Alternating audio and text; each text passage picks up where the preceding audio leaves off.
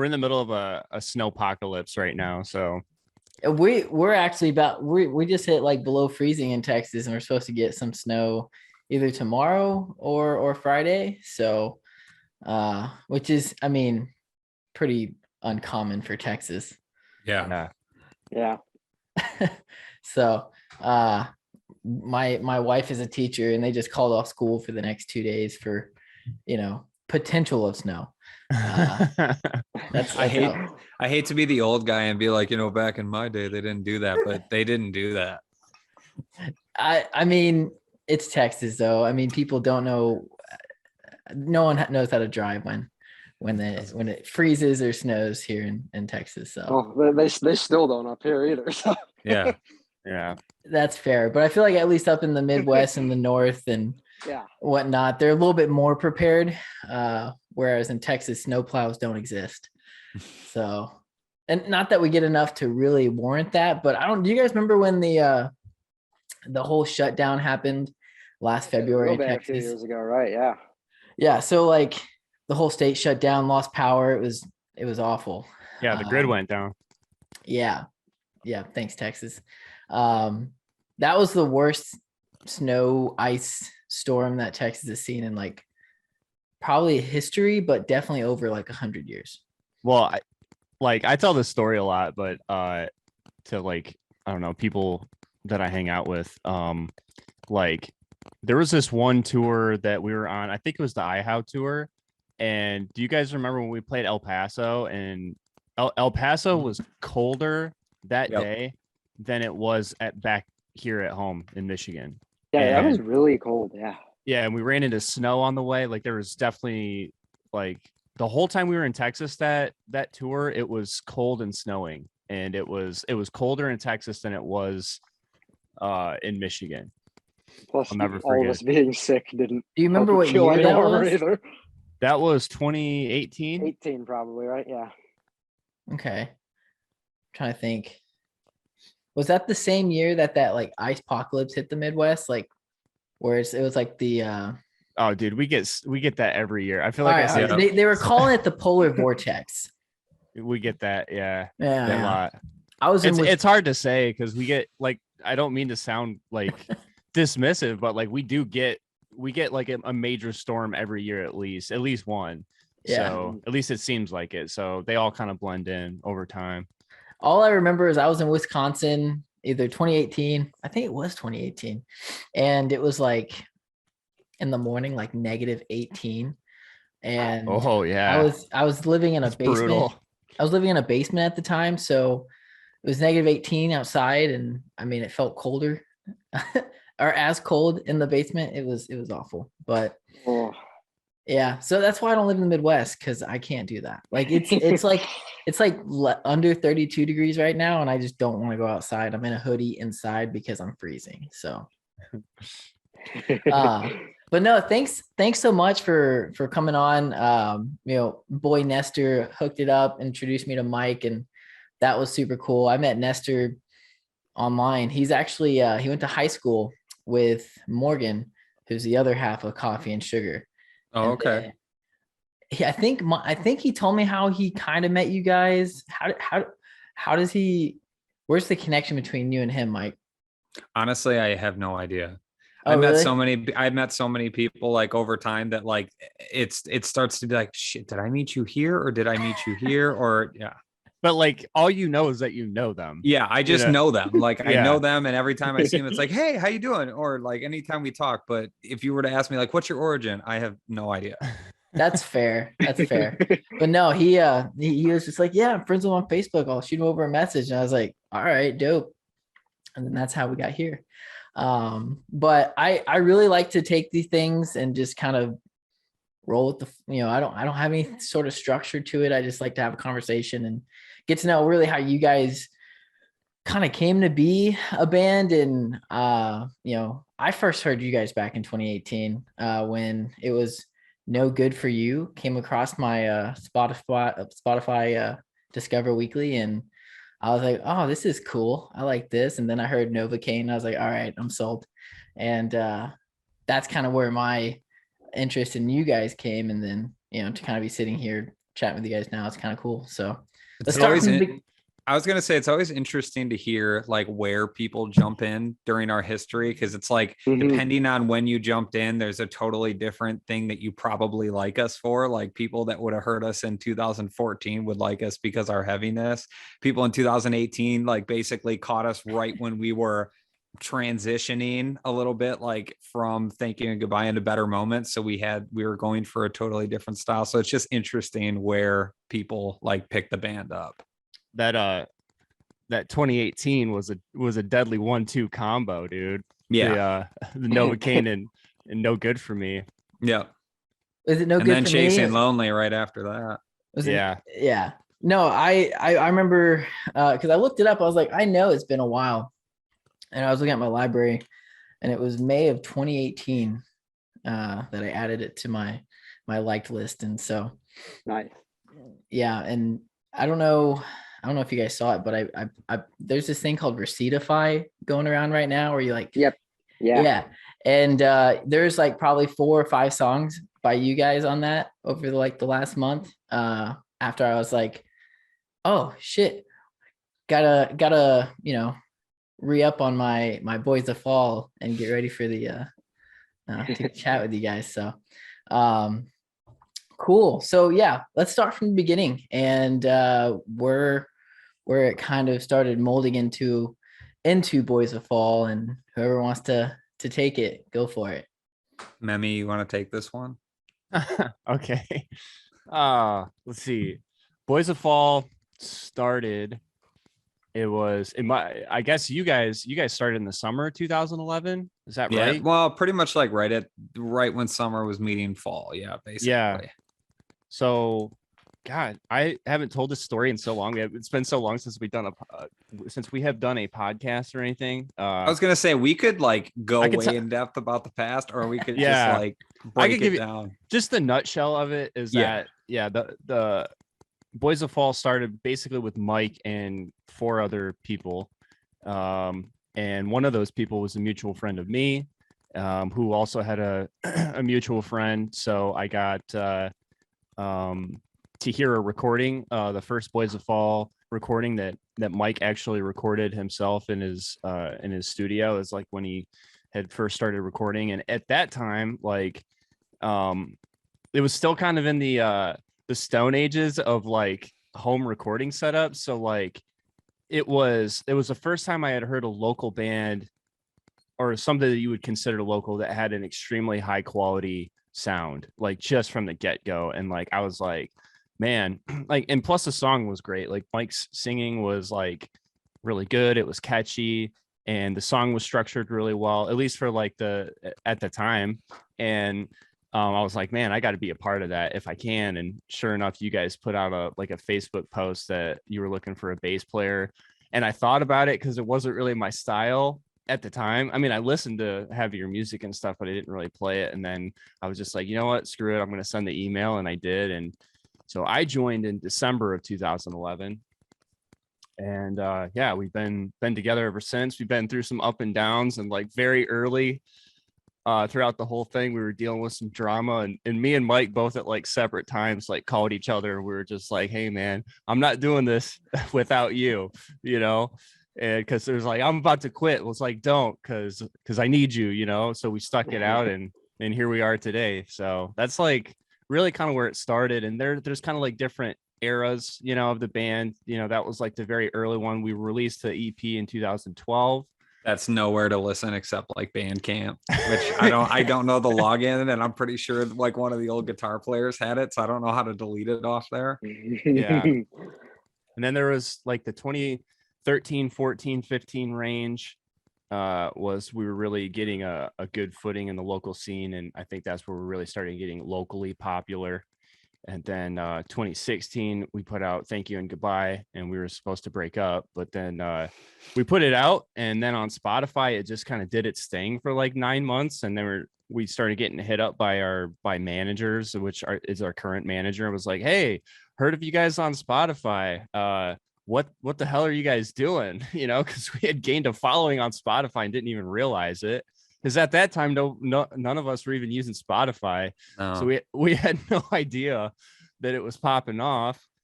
So yeah, we got the band back together in 2017, and it's been an amazing ride since. So that's pretty much the history in a nutshell. Yeah. And I definitely, and don't mean to interrupt, I skipped over like member changes and like adding Jake and adding Dan, and obviously those are huge parts that kind of define those individual eras of the band. So I don't want to gloss over that, but yeah, we can go into further detail on that. But yeah, that's it in a nutshell. Got it. I was gonna ask, like, so obviously this isn't the original lineup from 2011. No. How many did you guys start out with in the beginning? Is it where you're at now, or was it more or less? Like members? Yeah. 5. It's always been 5. Like we were always I guess like more in line with the bands that we enjoyed listening to, that always had like 2 guitar players, a singer, a bass player, and a drummer, like, and that was always the lineup that we went for. And we just like changed positions, intermittently. And 2000, like, I don't know exactly when Jake joined. I think it was 2013, 14. I think it was 13. It was 13. Yeah. Yeah. 13. Ever since he's been a consistent member, and Bean joined shortly after that, who's our drummer, but we went back and forth. Like we had a different drummer after Bean, and then Bean came back after the different drummer left. And Dan came right at when, like in 2017, basically when we were coming back, and he's been with us since. So it's been a consistent lineup since then, but we definitely did not do the, like some bands you'll look up and it's like, oh, it was the same 5 guys like from the first day. And that's not been the case at all. Yeah. No, but it's cool to, I don't know. I guess when I started listening to you guys in 2018, to see what came before that, because it was fairly different. But I felt like you guys still kept like a theme though. Like I could tell that's Boys of Fall in 2016, and it's Boys of Fall in 2018. And well, the best part about it was like during that point, it was me, Eli, Jake, and Bean. And it's like those are 4 of the current members now. Like the only member that's been added since has been Dan. So like since then, it's been a consistent sound, even though the sounds have like changed throughout the years. Got it. And I wanted to say, I started watching those videos that you guys are putting on your Instagram, and your vocal range, Mike, is insane. Like you can go from being over here to like these death growls over here. And I was like, that's crazy. And then I started thinking, I was like, you posted that video about being in the, you working on the amidst the Graves Demons.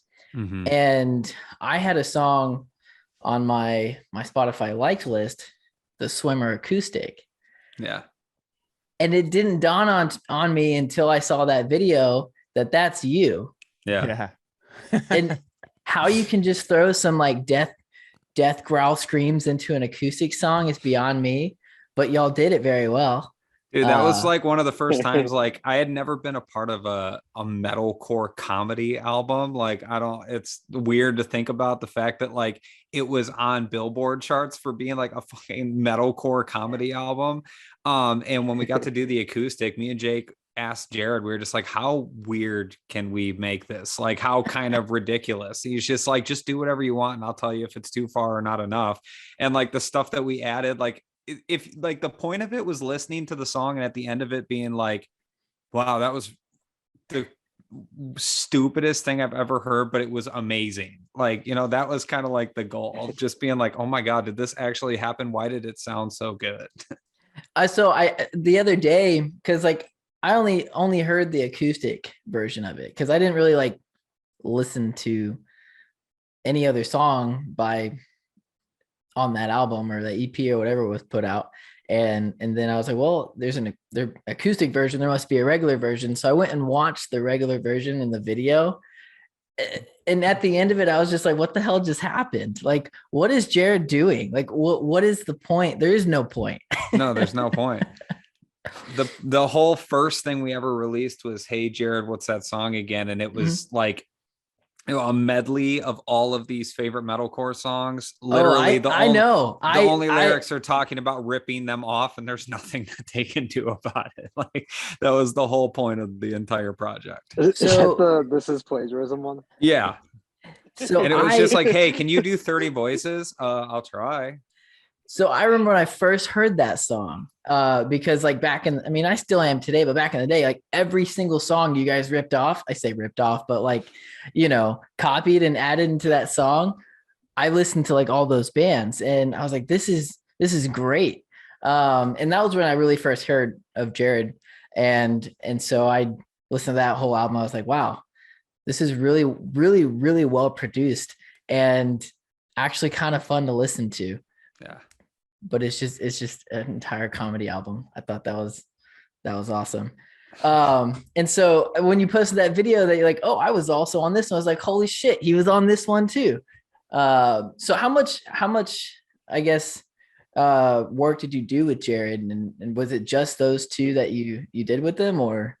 So I did all the songs that are listed under Amidst the Graves Demons, all the screams on the Sunrise Skater Kids stuff. Nice. All the chant vocals were Jake and I. And I did the whole Amidst the Graves Demon EP with him. So we can basically say all those bands are Boys of Fall. In a way, yeah. No, it's very much Jared's like amazing and super genius writing, and then me just getting to come in and basically just have fun with the vocals and do things that I wouldn't get to do on a normal basis because so much of it is so unnecessary and it's just fun to experiment with. No, that's cool. How long have you guys known Jared? I met him through our old ex-manager. Basically they were working on a project. Johnny Frank and Jared were working on it. We had just worked with Johnny Frank. Jared said, I need a vocalist that can do metalcore stuff. And Johnny was basically like, well, I just recorded this dude. We could have him try and do it. I came down and, hey, Jared, what's your song? Or what's that song again? Was basically my tryout. Nice. So that leads me to my next question. So I'm a huge fan of Johnny Frank. Been listening to him since the Attack days and then into the March Ahead and now Bill Murray, and huge Bill Murray fan. Did you guys just, he was producing after he left Attack and you're like, I want to produce with Johnny, or did you guys have, or I guess your manager have the connection to Johnny? And well, so in our scene, there was a really, really big band called Sycamore. Yeah. And so they were like, I don't know, they were definitely a band that we were kind of looking up to, and we had played a lot of shows with them. And like, when you're playing that often and in the same scene, you really get to know people, obviously. And so that's how we ended up with their manager. We had the same management, and he was the one who sent us to Johnny because they had been recording with Johnny for a considerable amount of time. And at that time we'd only been recording at home with Mike. Yeah. And so we had never worked with another producer before, and we were a little hesitant. It wasn't anything against anyone, but yeah, just a new experience. Yeah. And we got there, and I'll just never forget it. Like within the first 20 minutes of working with Johnny, like it was like, oh, he's a homie, like we got along so well. Like we were laughing the whole time. We didn't stop laughing. Like it was just such a great experience, and it was a good learning experience. And when we left, we had something amazing. Yeah. Yeah. Cause we did the Amnesia cover first. Yeah. So that's still one of my favorite things that we ever recorded. I listen to that all the time. It sneaks back into my plays. I love that. Dude, it's so weird to think about how long ago that was. It is. It is. What year was that? Dude. 2014. That was 14 that you did the Amnesia cover? Yeah. We're old. Wow. Dude. Yeah. I had sidebar on being old. I had to tell all at my new job, like this one guy definitely called me out for being old, and then this other guy though did not. Like he's just like, oh, you're young, I'm like, dude, I'm not. Like I'm 30. And he's like, what? So I mean, I don't know, 30 doesn't seem that old. I mean, I'm it's 28. not. I'm 28. I'm only a Yeah. couple years from it. I don't feel old at all. Dude, I'll mean- tell you what, year 30 was like the best year of my life. 31 has been just a whole new learning experience, but 30 was like the best. No. Like I got in shape, I lost a bunch of weight, like found myself. We put out like really cool, music. Like it was a good year. Yeah, I love 30, no doubt, but like I think what's just weird about it is like to think like we're just like in the context of like, okay, holy shit, we did that song. And can I swear, by the way? I'm really sorry. Absolutely. Yeah. Okay. I actually did a radio podcast thing for a guy on Seton Hall, and he was just like, hey man, I have to bleep those out. And I was like, oh shit. It was like, oh, I did it again. Anyway. No, I put the little the expletive when I upload it, so people You're the know. man, because we're grown-ups. Yeah, exactly. Anyway, 30. yeah, but like if you look at it, it's like we're just talking about it's 2022 right now. We're talking about a song we put out in 2014, and it doesn't feel like it was that long ago, No. but it was, you know. And it's just like if you look at the, I even look back in this fifth year with you guys, and I'm like, whoa, like that's not been that long. Yeah. So Johnny, he when he first, I think it was like his second tour, he did like an East Coast tour with Bill Murray. It was his first one, and then he did a tour that went from Ohio like down to Texas, and then like he went back up, and he stopped in the town I live in, Denton, Texas. It's outside of. Oh, dude, Denton. We played Denton. We played. Funny No, story about that. we played that night. Yeah. So we played in Denton the same night that Johnny was there. He was at the A few pizza streets place. down. Yeah. He was at the pizza place. Wait. We were literally around the block. Yeah, we were right around the block, dude. You missed us. Met up with him that night. Dude, you know what? I think so. I have a buddy named Teddy who actually, him and I discovered you guys right around the same time. And I think him and I went to that Bill Murray show. And I think he mentioned that you guys were in town, but we were just like, yeah, but it's Bill Murray. Yeah. It was us in our own words. Dude, no way. What do you guys remember the venue that you played? It was Andy's bar. Andy's bar. You I played remember it was Andy's? kind of cool. Yeah. Yeah. You guys were here. Yeah. We The were pizza right place is here. right there. Yeah. Literally right around the block. Yeah, you missed We us. finished our set and we went there to get pizza and see him, but he was loading out. So like we No played it shit. like literally the same time. That's oh man, that's Yeah, but- crazy. Yeah, but before his set, he came over and hung out with us Yeah. because we were just like, "Hey, we're in Denton." He's like, "I'm in Denton too." What That's like- do two Midwest guys do in Denton? Well, they see each other and have pizza. Yeah, That's kind of, I mean, did you guys plan that or did that just kind of happen? No. it just happened. kind of Not at all. happened. And then, but like that was kind of where we talked about doing a run like with him. So we ended up doing like, what was it like? It was supposed to be 5 days. It's But it supposed to turned be into 5 days, 3. ended up 3. Yeah. Yeah, Yeah, that's crazy. No, but that was probably one of my favorite shows because Johnny was having a beer at the bar when we got there, and we got there like an hour early just to kind of hang out and, hopefully at some point like chat with Johnny. And it's me, my now wife, and my buddy Teddy, and we're sitting at this table, and Johnny just walks by. He's like, "Hey, is there anybody sitting here?" And we go, "No, like have a seat." And so he just sat down. He chatted with us for like 45 Nice. minutes. And for me, like at the time, I knew him from like Attack, and like I saw him when he played Warped Tour, and I'm in the crowd, and like it's like it was a weird thing where it's like now I'm sitting across the table from him having pizza and just talking about whatever the fuck. And Yeah. Dude, when I was sitting in the basement doing Jared stuff, staying at his house, and he was waking me up like we were friends forever, I was like, dude, you were in Attack, and I literally jammed you in my college dorm room. Like, yeah, this is weird. yeah. it was super weird, and he was so down to earth though. Like he was just like, yeah, so whatever. He's just, hey, what do you guys do? He was super interested in us, and I'm over here like fidgeting, like I have so many questions, like I could ask, but I'm probably not going to. Dude, He's a great guy, man. Yeah, he's the best. I actually miss him. We haven't talked to him in a while, but Bill Murray's ripping it, dude. Dude, Yeah. they just had like a 3 or 4 day tour, 4-show tour that apparently went really well. They had Josh Manuel on drums, which he Oh no rips. shit! Wow. Yeah, from Yeah. Issues. dude, Yeah. Wow. that is He's so so sick. That is Like- dope. He I'm just stoked. I started listening to Bill Murray when right around the Banana album, right when that came out. And my favorite song on that album was New. It has like the little like Crash Bandicoot Ooga Booga at the beginning of it, and it gets me every time. And then just since then, it's just kind of been crazy to watch him and watch that project just continue to evolve in the following. But yeah, no, I'd love to chat with Johnny one day and just kind of be like, do something like this, because I feel like he just has so much to say. And I was listening to his punk rock NBA episode earlier this week, and yeah, he just seems like a really interesting dude, and I'd want to learn more from him. But he is. Anyways, back to Boys of Fall. So what was my next? I had a few questions here.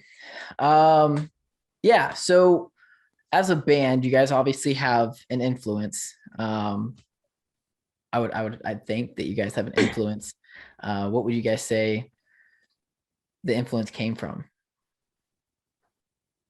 I don't know, man. It's like it's changed so much throughout the years, because at first with different members at the time it was one thing, and nowadays it's something else. And I don't know, like, are you talking about like specific bands that we draw influence from, or like it can be I would say, yeah, let's do that. Let's say my when I think about influence, I think like, I'll hear something and be like, that sounds good. I want to create something that sounds similar.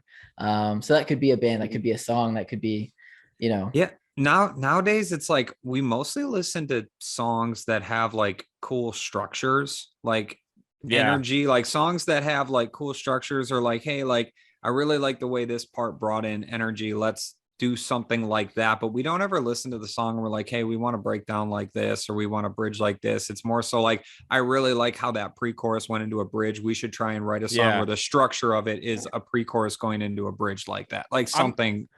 I'm really we all go ahead, Dan. Really, we all like listen to so much different stuff now than like I think like earlier, like, or I probably like back when, like, we were touring like pre-pandemic, there was a lot of overlap. But I think in the last few years too, like, we're all listening to completely different things now, which I think is really cool and benefits us. That like there's just lots of different sounds that we're pulling from to be influenced when we get together now. Like all of us bring something completely different to the table. Yeah. I'm really glad that you asked that question, because I was thinking about this the other day. I was on my way to work and I was just like in an old man frame of mind, thinking about how long we've been a band, and I've been like was thinking about like our history and everything, and what are our influences and how that came to create certain types of songs. And Mike, to your point, like, I'm glad you said that, because I think that over the last like 5 years, it's really developed into all of us are really, really into songwriting just in general. Mm-hmm. And like, I think that that's like become really, really important to us. Like each individual is like, songwriting is number one. And then number two is my individual part, so like, we are just very, very influenced by, if we hear, to Mike's point, like if we're on our own time and we hear some, a song that we really like, it's like we're always showing, hey dude, check out this chord progression, or check out this transition here, or I really like this pre-chorus, or I love this bridge, I love this pre-bridge or post-bridge or whatever, like we're just really nerdy about that stuff now, and I love that about us, and I think that it's really reflected in our music in a positive way.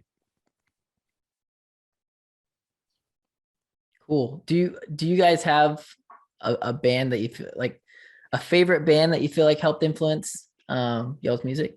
Dude, it varies. Like for every member, like for Jake, a big, especially in his guitar playing, songwriting, like a huge influence for him is Mayday Parade. Vocally for me, it's like just anything catchy, like there's so many bands that do it well. When we started, it was definitely A Day to Remember. As it's gotten different, it's just like I don't really follow any certain vocalists. Like I just try to do my own thing. But it was A Day to Remember for me. For Eli, like it's Dan and Eli can speak for themselves on which bands, but like it's just changed so much over time. Like we've kind of developed. For me lately, like it's been Bring Me the Horizon. Like they just sound massive. And I just like everything I think about, I'm like, I just want to figure out how we could do something like on that massive sound scale. Yeah. Mhm. Which I Well, think what- is a good goal. Yeah. I like where your mind is on that. It's kind of funny. We've all, since you've said that, like when you guys all came over the other night, like after you left, we just started watching Bring Me the Horizon like live videos and stuff. So They're I so think, good. I know. I think collectively we're all on that plane right now, which is a Yeah. good sign that if we're all on the same page. Yeah. And it's not even so much sound. It's like, it's how do we do something that's us, but like do it on a scale that sounds as massive as what Bring Me's doing right now? Cause they just seem to like every song like they put out. I'm Mhm. just like, yep, I dig it. Dude, I Yeah. don't know how many times I listened Well, to that's- Oh, go ahead. Go ahead. I was gonna say, that's just a band that amazes me, like just how they continually reinvent themselves, and it's just Yeah. like something incredible and unique each time. Yeah, they do And something that's- inspiring yeah. for me, which is every time we sit down, it's like, I don't want to write another song that we wrote before. I want to do something that's Mhm. the next thing for what Boys the Fall is. And it's like that constant push that, like Eli said, it's like, that's what makes us all songwriters first. And that's what it's always so much less about our individual self and more so like, how can we all create a great song that we walk away from that we're all stoked about, that we can be like, wow, we wrote that together. Like we take Yeah. a lot of pride in that. So the album that you guys just released, Distance, I don't think there's a bad song on that album. I There can could have listen been. to it. Maybe, but I mean, I can listen to that whole album straight through and sing the words and be like, oh, time to start it over again. Oh, dude, in the least arrogant way, like sing. Like that's one song that's like sometimes like you'll get in the mood of just wanting to listen to stuff that you did, Mhm. and I'll put that album on and I'll let it go through, and I'm just like, wow, that's such a good fucking album, dude. I mean, it's very well produced. Who produced it? Did you guys do it?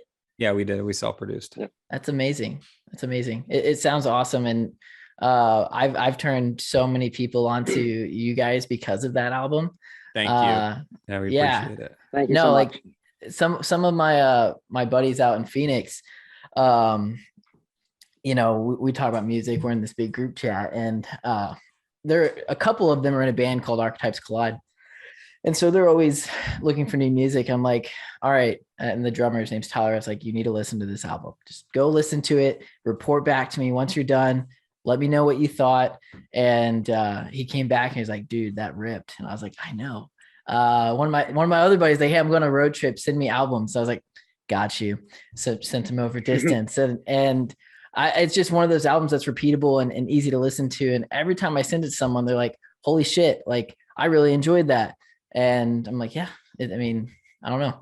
You guys really did knock it out of the park with that one for sure. I think my favorite thing about you. that album was it was the first time like I walked away being like, from all the songs to the mixing to the videos to the artwork, I was just like, wow, we figured it out. Like no Yeah. matter what it does, like Mhm. that's completely out of our control. But like that was the one album that I'm just like, dude, I'm so proud of every part of it that I just there's not a song I listen to that I'm like, oh, I want to change this, and this, which I can't say for a lot of the older music. There's so much I listen to that I'm like, oh, I wish I would have done this differently. But that album is just, for me, it's like I can put it on a shelf and be like, okay, that was exactly what I wanted to do as a band. And what's next? I feel that way too. And like over the years, like you kind of like we all, you know, have made friends with some of the fans of our band. And so like I kind of like some of them will be like really honest about how they feel because they feel a friendship, you know, so they feel like they've got that access. And so you know, a lot of the feedback I was getting privately after we put that out was just like, hey, like you like songs are great, you know, love them. And but like I love the artwork and I love the music videos and the story that you guys told, and it all looks like I feel like and then like we would listen to podcasts or you know about people like reviewing our album or talking about us or talking about Distance, or like you get on Reddit and you like look through the threads. We're guilty of it, like we do it. And I think I've read 99% of things that people have ever said about us. yeah. And like the cool thing was just like seeing how many people got it. Like for this was the first time I felt like people just got what we were trying to do. And I can't say that about anything else that we've really done prior. Like, and it's not that I'm not proud of any, like, I'm certainly proud of everything that we've done. I really mean that. Like, I'm very, very proud of our band, but like, that was the first time that I can look at something like from, like I said, from the artwork to the music to the music videos and everything, like just the overall everything that we tried to do, I felt like we accomplished. And yeah, I'm so proud of that record. What are each of y'all's favorite songs off the album? If you can choose. If you can't choose, I totally get it. But if you had to. Distance, Worth It, and Heavy Hearts, I think are my 3. And it changes. Like it's it's hard to say Heavy Hearts without Rain because it's kind of like one big into each other. I love Overthinking, and Overthinking was my least favorite for a while, and then it became one of my favorites again just through listening to it over and over. Like, dude, I can't, like, I'll go down the list. Like, I love all of them so much. What about you, Eli? Mine's for sure Distance. And I mean, it's hard for me to pick one because I love them all for different reasons.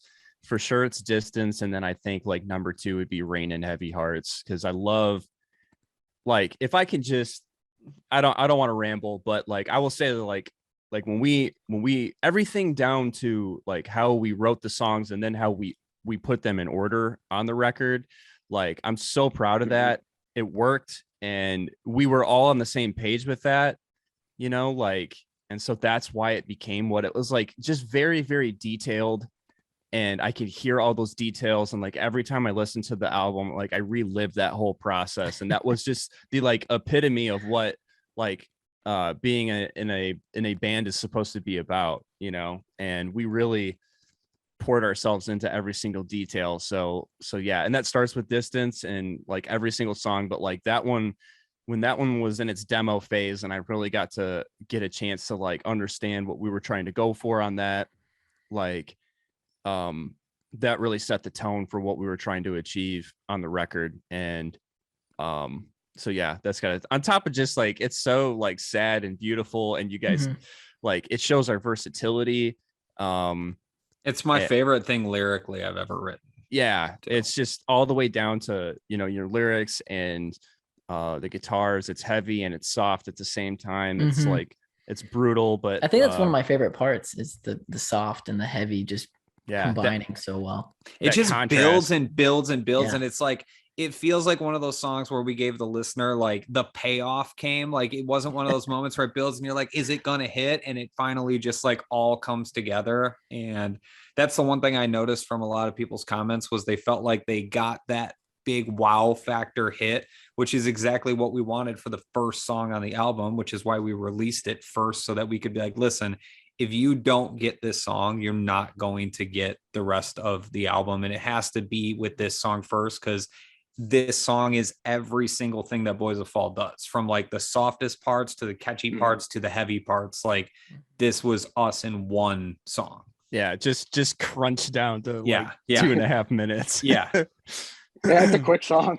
It is. That's what I love about it, though. Like I love that it serves as an intro. Like it has a more of like a progressive style. And like the cool thing is too is like, I mean, like like even all the way down to like I remember in the demo phase, like before the vocals were even recorded, I told Mike, I was like, hey, I really want to bring back that line for the end. Like I think we should end with that line that you did in the verse. And it's just all the way down to like little details like that are in every single song. Not just my ideas, but all the guys' ideas are down to those little details when you listen to the record, and I'm so freaking proud of that. Yeah. All right, you, Dan, what was your favorite? I got to go with either Midnight Little Disaster or Mad Sad's one that grows on me too. I love the mix on Mad Sad. Mad Sad just slams, dude. Yeah. So I'm glad you said Midnight, because I would say Distance and Midnight. If I had to pick three, I would say Little Disaster would be the third. Those are three that I can just be like loop. Little D, so good, dude. Mhm. Little Yeah. D, yeah. No, Yeah, that's great. Midnight was a song that basically Dan and I, so I've been listening to a lot of Dead Poetic, and that was like a big influence on even one of the guitar parts in Distance. And moving into Midnight, me and Dan were like, let's just come up with a heavier idea. Just trust me, I've got an idea for this. And that was one of those songs, like for Jake, like if he's not in the room when the song gets written, it's very hard to get him involved in the song, because we're kind of all just like that. We like to all be together and work on something and make it feel come alive with like all of us there. And so it took him a minute to get on board, but once he figured out the chords he wanted to do immediately after the first part, he was like, oh yeah, I get this song. That's going to be dope. Yeah. And Midnight just kind of came together. It was the one song that we wanted to be like, we need to give people like more heavy parts. And this song was just like, hey, we're going to just smack you out of nowhere with a heavy part right from the start. Well, I mean, you accomplished that. Yeah, dude, it gives like it's like a valley between when the end of Distance comes in and the start of Midnight. Like it goes from really heavy to soft to like really heavy, and it's just nice for the listener. So going into this album that, very well put together and lyrically, musically, coming out of Chasing Lonely with, Novocaine and No Good For Me, because that was a fantastic EP as well. Because you guys had just gotten back together, in 2017, you said? And then right, we were getting back together when we wrote those songs, basically. When you wrote those songs. Yeah. And so there's a 2-year mark there. When did you guys start writing for Distance? Was it? Well, we actually, we did a. Yeah, go ahead. Sorry. It was a long time coming. Yeah, we had better moments in between. Oh, that's right. Yeah. That's how I feel about that album too. So don't worry. No, I'm looking at the list here and based off of yeah, you're right. Better Moments was there. And I listened to Better Moments. I wouldn't say that it was bad at all, but I remember Chasing Lonely and then I remember Distance. And so yeah, those are the two that really stuck out for me. That's telling though. And like I think that's kind of how we felt about it too. And it's not, I think that we just had a lot going on at that time. We were so busy on the road. Yeah.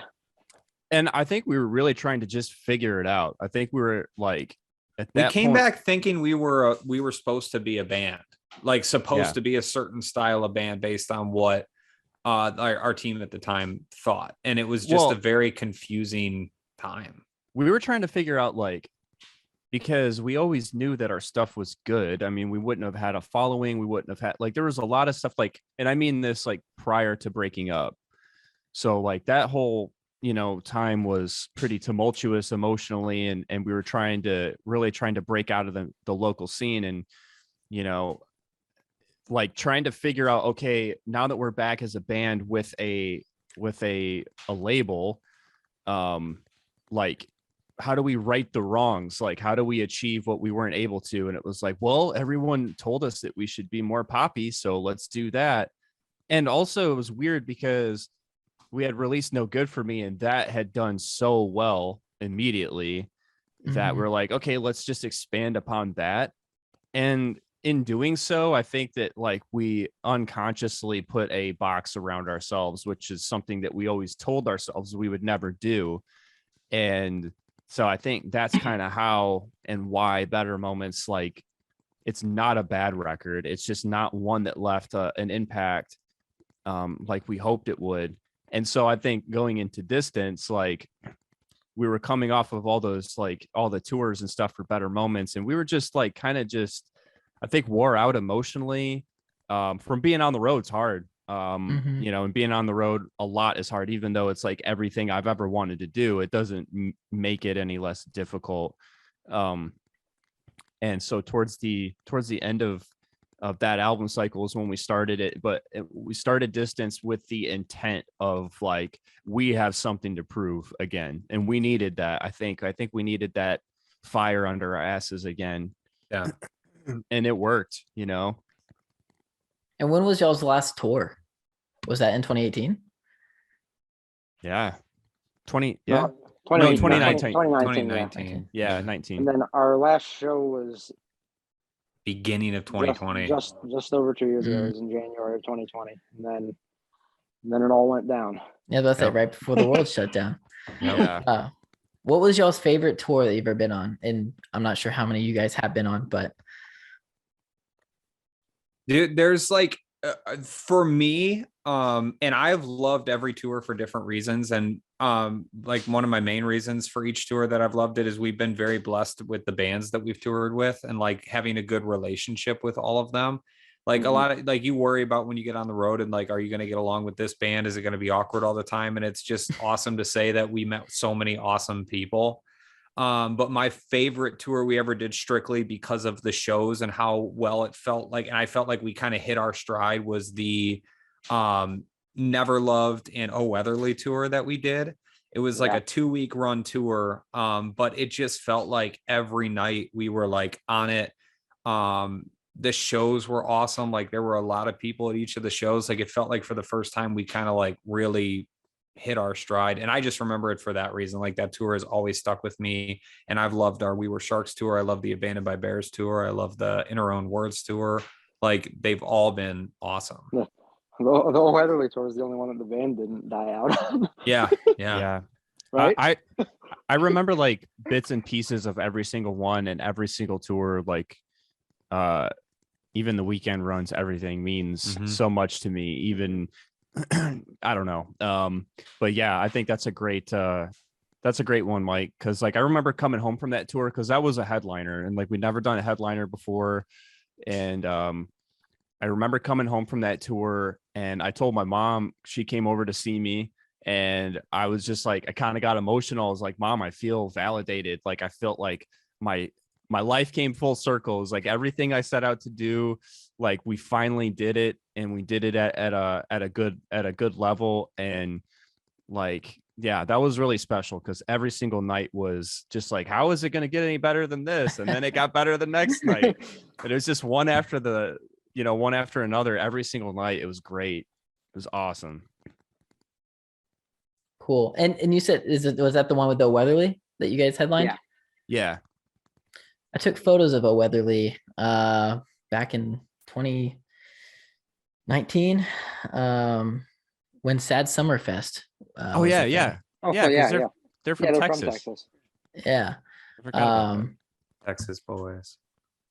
Dude, Texas is a good place. Outside, I think the Dallas area is just a cool area because you got Dallas, Fort Worth, and Denton's kind of off in its corner, but it's still kind of technically part of the Metroplex, but it's not as big. So I gotta say, we used to fucking hate Texas, but dude, that last tour, like it was like for all the last tours that we've done, I have loved Texas. Like I loved Denton. Yeah, Denton was awesome. Yeah, we haven't been able to hang out like much in Dallas at all. Like we played Fort Worth like way back in the day, but that wasn't really anything to speak of. But like Austin is the shit. Like I love Austin. Austin's cool. And I love like the drive out to El Paso because like Texas is just so big, and it's like there's like Houston is like tropical, and then like you got like the plains in the middle, and then it's just like desert in the west. It's a really unique place.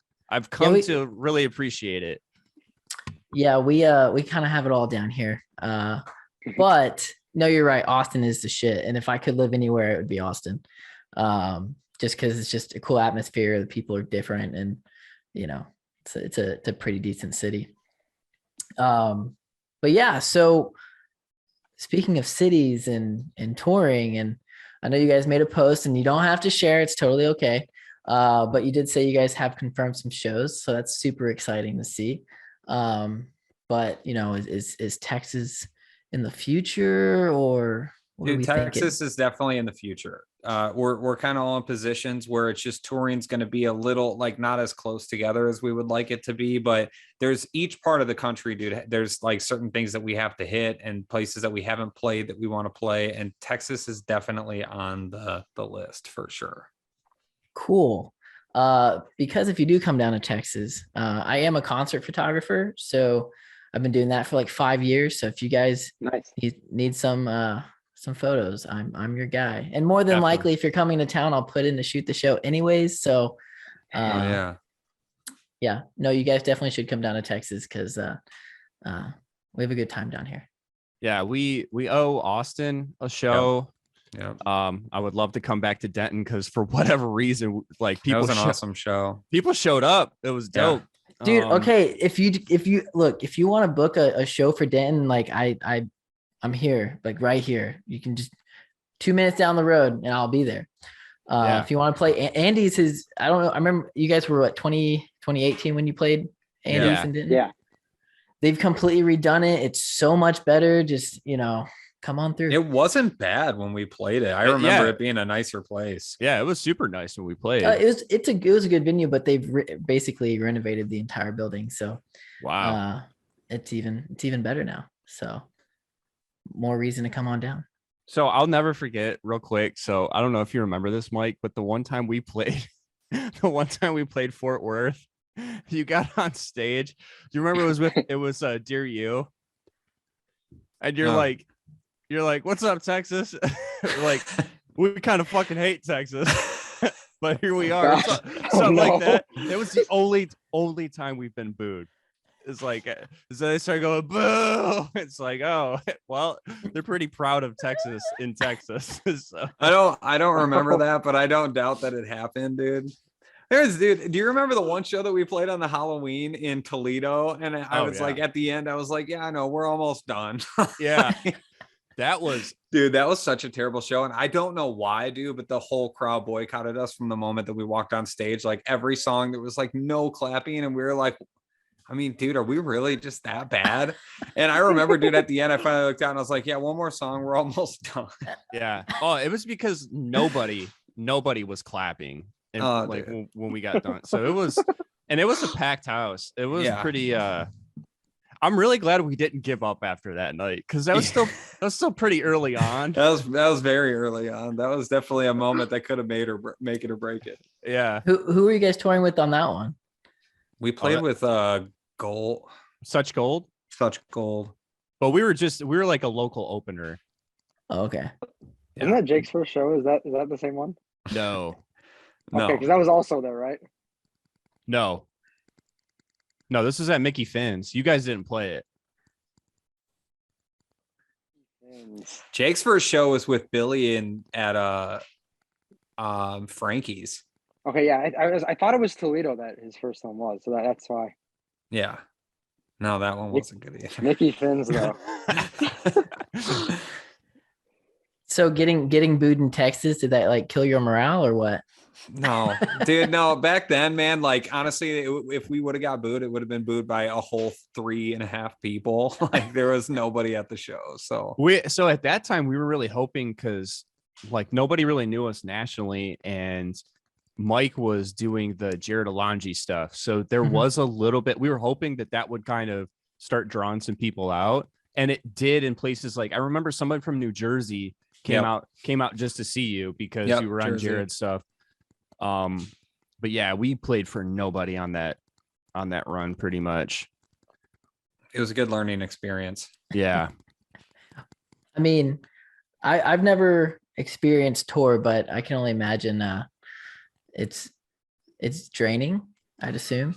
Dude, it is, and it's also like there's just like bonding moments and things that you experience that like you can't do anywhere else. Like even from the smallest things of like you getting out of the van, parking it, all of you walking to go get food together, like it's such an experience. Going to different places, like setting up for shows, the anticipation of being in a room that absolutely nobody, and being like, all right, well, I hope they like us, and it's like a whole different set of adrenaline that kind of kicks in. Like yeah, it makes every show worth it. And once after like the years, you start to see more and more familiar faces and then more strange people coming in that are like, slowly like the crowds get bigger and bigger. It's just like, holy shit, man. Like there's actually people outside of my bedroom that listen to us. Like that's cool. So these shows my that baby you guys is not happy right now. She's just screaming. I didn't say that at the beginning. Congrats, by the way. Oh, thank you. I didn't realize it was so recent until I started seeing your post on Facebook, and I was like, Yeah. this just happened. That's exciting. How's the dad life? Dad life is amazing. It's just a whole new set of like, I don't sleep anymore at all. Um, but it's been so great. Like we've definitely had some like scares on that recently, but everything's been good. Thankfully, she's healthy, and we're very happy to be parents. It's just weird to think about. Like I sometimes will look and be like, I'm somebody's dad now. That's weird. So my few of my buddies, or actually a number of my friends are now having kids and stuff because we're old, right? And I'm over here like, man, I just can't even think about having a kid. Like, I mean, not that I don't feel like I could do it. It's just, I don't know. Like I have 3 cats and that's a lot. So that realization doesn't come until you actually know that you're having one. And it's this whole like different feeling that sets in that you're like, oh, okay. It's actually happening now. Time to get your shit together. Yeah. Well, I mean, hopefully everything is smooth and everything's good. Everything's good. We're very, very happy to be parents. She's very beautiful. She's just not happy from like 6 p.m. to 3 a.m. As babies are, Yeah. Well, we are getting to that hour mark, and your baby's crying, so I don't want to hold you guys too much longer. But kind of how I end this, I have one question, no, 2 questions. The first one is there anything that you want to say to all 15 of our listeners here today about the Voice of Fall, things coming up that you can say stuff about? If not, totally get it. And then the second question will come after. Well, just be on the lookout for a show announcement, and we do have some coming up this summer as well that are yet to be announced, and we're all really, really excited about that. Possibly some new music out this year, hopefully sooner than later. And I think that's about as vague as I can be. Yeah. Check us out on Instagram, TikTok, Facebook. Like we're putting out all these random videos and 1-minute covers, and we're going to be posting some music updates there. And honestly, just thank you everybody for sticking with us through all this time and for continuing to show us love and for showing us as much love as you did on distance. We are very proud of it, and we're very happy that everybody has continued jamming it in the meantime while we're working on new music. Cool. Well, I appreciate you guys coming on. I've enjoyed this. I'm excited to see new things coming. And for you guys to try to top distance, we'll see how that goes. We're going to try, man. We're going to try. But all right. So the final question of this interview is, how do you like your coffee? Oh, well, who wants to go first? I'm the big coffee drinker of the band. Dude, everywhere I go, it's just a coffee with 2 creams. So it really depends, man. If I'm getting it from Dunkin', it's got to have cream. Otherwise, like I'm really into black coffee. I've got some Colombian that I've been drinking that is amazing. Black, also a French, a French blend. Black is amazing. So yeah, that's what I've been doing. No sugar though. Dan is 2% coffee. Yeah, 98% cream. Well, actually, no. French press have it black, and then I mean, if I'm going to a coffee shop, I'll treat myself to something sweet. I like the white mocha with a raspberry, and then yeah. But I mean, really, like if I'm at home, I'll just French press something. I've started getting this thing like a monthly coffee subscription, and I get this. It's called Atlas Coffee Club, and I get a bag of coffee from like somewhere different around the world every month. And this month I have Brazilian coffee, and it's very yummy. It's dope. Nice. So I will answer as well. But when I had I did an interview with a band called We Are Pigs, and the lead singer, her name is SJ, and I asked her this question, and she was like, "I like black coffee, and my favorite is Folgers." Oh my God. And yeah. And I was like, you're kidding. And she was like, no, it tastes fantastic. And she's like, you got to try it. I'm like, you know what? Just for USJ, I will go and buy a little thing of Folgers and I'll try it. And you know what? I've been drinking that Folgers for like the last couple weeks and I can't even tell a difference. So that's how you know I'm not that big of a coffee drinker. Also, I like my coffee with 75% coffee, 25% creamer. So I'm also that guy.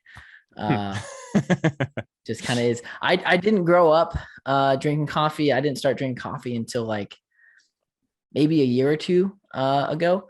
Oh, so you're a noob, dude. Yeah, You're fresh blood.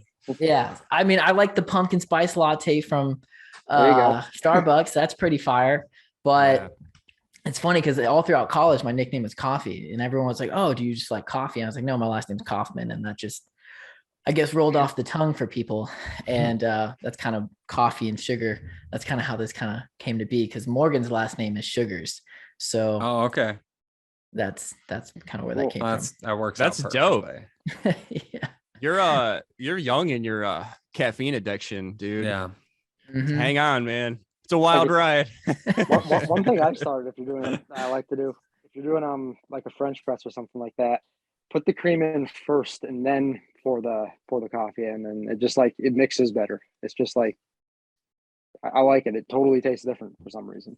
Well, I gotta get a French press then because I got your typical pot, you know. So yes, I'm very much a noob.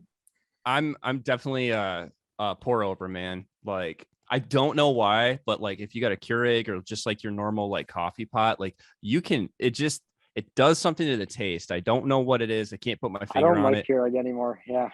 But there is definitely a taste there. And like I don't care if you clean it, if you like descale it, whatever. There's like in either one, like just your normal coffee pot or what, I'll drink it, no doubt. But like there's just definitely a taste. So like all my stuff is or not French presses. I do pour over. And it was funny, like my old roommate, he came out one morning, he's like, dude, that is a lot of work for one cup of coffee. I was like, dude, I'm Worth it. passionate about my coffee. Yeah, it's gotta be a certain way. I have a buddy that does pour over, and that's his go-to, and I'm like, all I right, swear cool. by it, dude. Yeah. You know, I'm not ingrained enough yet. I work for it, dude. You know what I mean? I roll up my sleeves and I put in a good, honest 5 minutes of work.